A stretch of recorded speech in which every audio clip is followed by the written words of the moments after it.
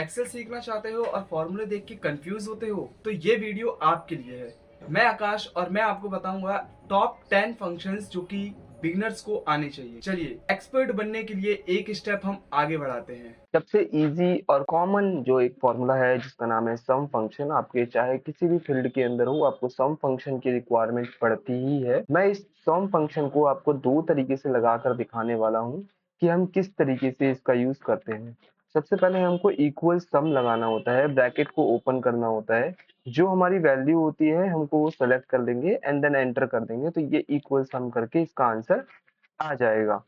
ठीक है। सेम मैं अब इसको दूसरे तरीके से बताऊं तो मैंने इसको डिलीट कर दिया और यहाँ पे मैंने ऑल्ट प्लस इक्वल को क्लिक करा एंड देन एंटर करा। ऑल्ट प्लस इक्वल जब आपको यूज करना है जब आपके सामने रेंज दी गई हो और उसमें कोई भी गैपिंग ना हो, कोई भी ऐसा इशू ना हो जो कि आपको प्रॉब्लम कर पाए। जैसे कि अभी इसका आंसर ऐसे निकल के आ गया। सिमिलर मान लो मैं इसमें से एक किसी भी चीज को डिलीट कर देता हूँ और तब मैं जाके ऑल्ट इक्वल करता हूँ तो मेरा ऑल्ट इक्वल खाली इतनी ही रेंज में होगा।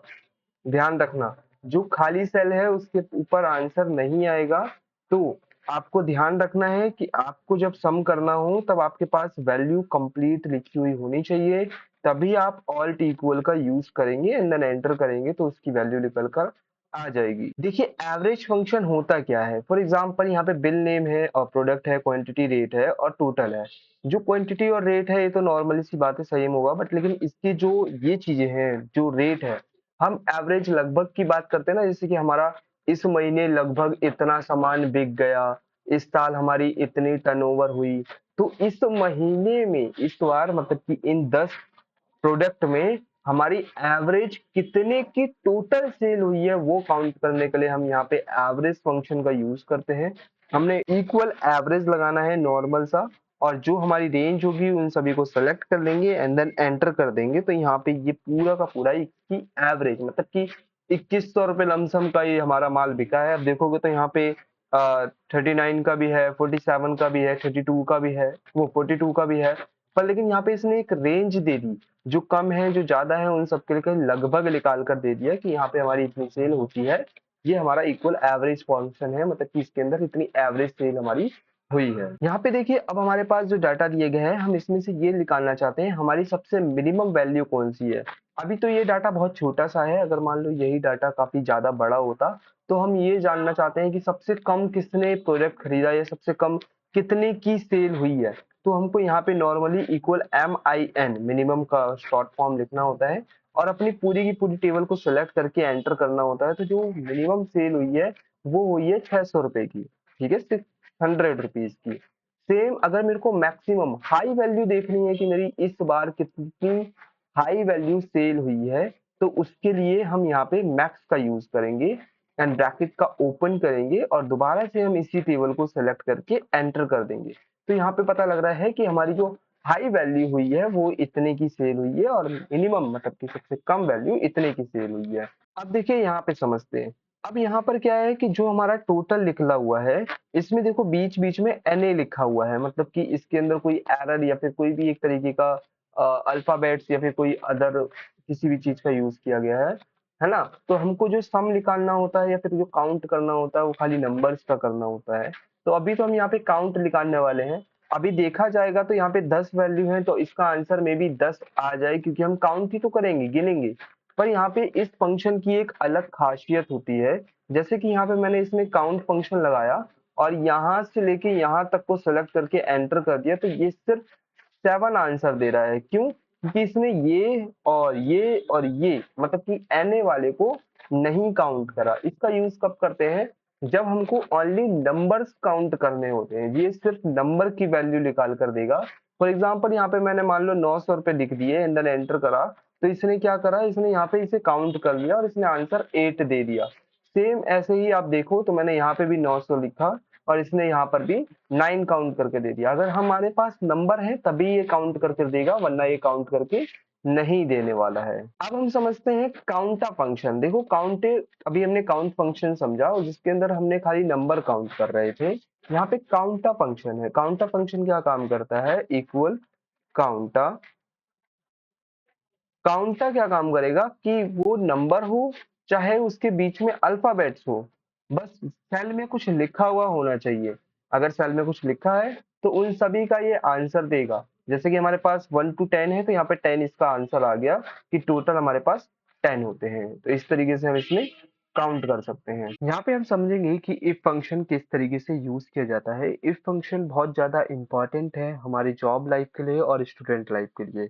आप कहीं पर भी किसी भी फॉर्मूले के अंदर कंडीशन लगाना चाहते हैं तो आपको इफ फंक्शन के बारे में पता होना चाहिए।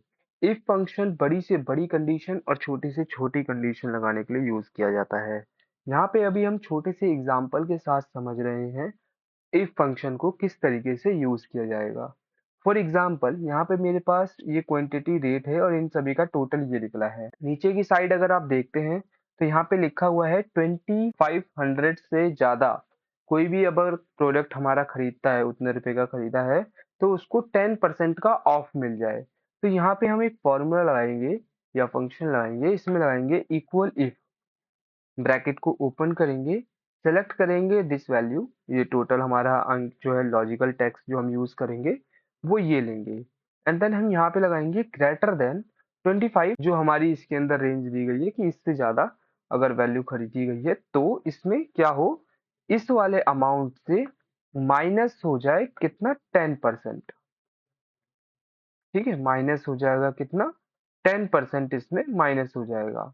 देन अब हम करेंगे क्या, कॉमा, और नहीं तो अगर ये नहीं होता है तो ये वाली फिक्स वैल्यू यहाँ पर लिख कर आ जाए। तो देखोगे तो यहाँ पे 10% ऑफ हो चुका है और इसमें अगर हम इसे ड्रैग करते हैं तो यहाँ पे देखोगे एकदम फिक्स वैल्यू लिख कर आ रही है और यहाँ पे भी 10% का डिस्काउंट मिला है, यहाँ पर भी नहीं, यहाँ नहीं मिलेगा क्योंकि 1300 है तो इसका सेम वही आएगा। इसमें भी डिस्काउंट मिला है, इसमें नहीं मिला, इसमें नहीं मिला, इसमें नहीं मिला।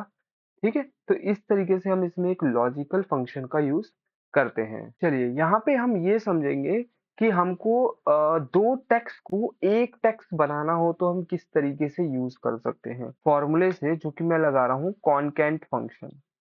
कौन सा, कॉनकैट फंक्शन की मदद से मैं अभी दो टेक्स्टों को जोड़ रहा हूँ। मैंने यहाँ पे कॉनकैट फंक्शन लगाया, फर्स्ट सेल को सिलेक्ट कर लिया जो फर्स्ट टेक्स्ट है हमारा उसको, कॉमा लगाया, इन्वर्टेड कॉमा लगाया कि हम एक यहाँ पर देना चाहते हैं स्पेस को, कि इन दोनों के बीच में जो आएगा वो हमारा स्पेस रहेगा।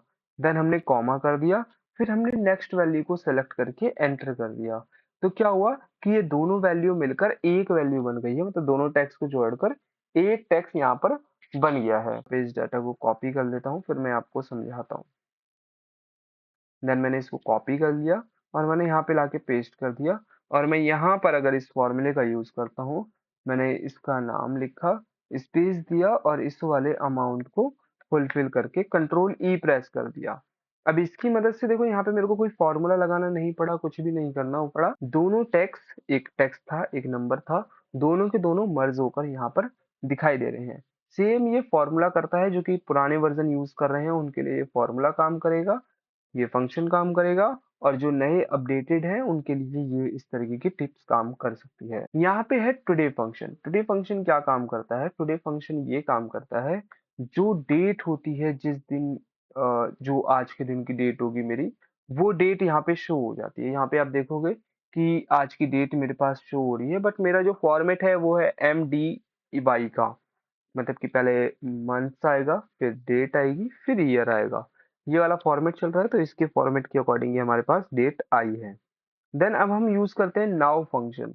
नाउ फंक्शन आपको क्या काम करता है, डेट एंड टाइम आपको दोनों निकाल कर दे देगा कि अभी कितने बज रहे हैं और आज कितनी डेट है। आपको ये दोनों के दोनों आंसर, मोस्ट इंपॉर्टेंट फंक्शन है ये हमारे सामने। ये इंटरव्यू में तो भाई पूछा ही जाता है, बहुत बार पूछा जाता है। इसका नाम है वी लुकअप।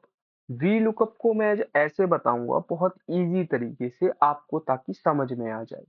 यहाँ पे मैंने लगाया इक्वल वी लुकअप, ब्रैकेट को ओपन कर दिया। देन हमने लुकअप वैल्यू, जो भी हमको ढूंढना है वो हमारा साइड में लिखा हुआ रहेगा तो ज्यादा बेस्ट रहेगा। ठीक है, तो मैंने यहाँ पे बिल नंबर के अकॉर्डिंग मेरे को प्रोडक्ट टोटल निकालना है इनका, तो मैंने बिल नंबर को सिलेक्ट कर लिया, कॉमा।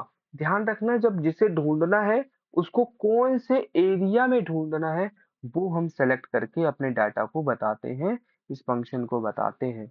हमने यहाँ पे ये सेलेक्ट करके बता दिया कि हम इसको इस डेटा के अंदर से ढूंढना चाहते हैं, कॉमा ये कौन से कॉलम में, जैसे हमारे यहाँ पे गलियां होती हैं, तो कौन सी गली में, एक एरिया के अंदर कौन सी गली में ये बंदा रहता है, तो वो किस गली में से हमको क्या ढूंढना है, तो हमको टोटल ढूंढना है, राइट। तो यहाँ से हम काउंट करेंगे, यहाँ से हम काउंट करेंगे 1 2 3 4 5।